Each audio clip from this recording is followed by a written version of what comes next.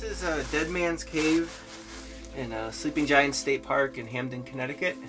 It's just kind of been a legend for many, many years, and supposedly P.T. Barnum's nephew, his body was found dead in the entrance.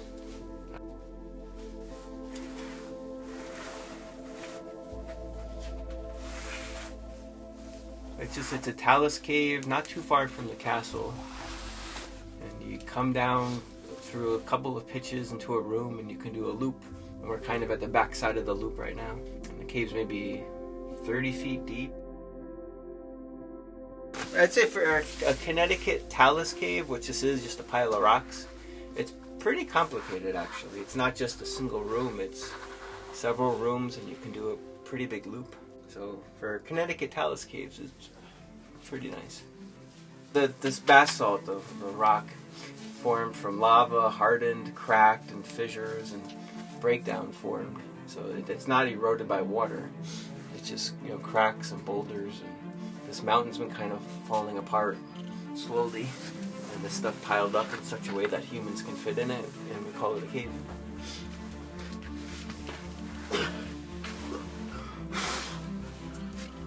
That was cool. I was compressing my chest to get through. That was cool. Because it's all this type of rock in the central part of the state, the Connecticut River Valley. But western Connecticut, you have marble where there's real caves, so real solutional caves.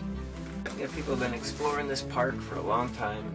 There's a neat history to the park. I don't know it fully, but there's like somebody that fell off the cliff up at the top, survived. He later on kind of led the conservancy to make it into a park.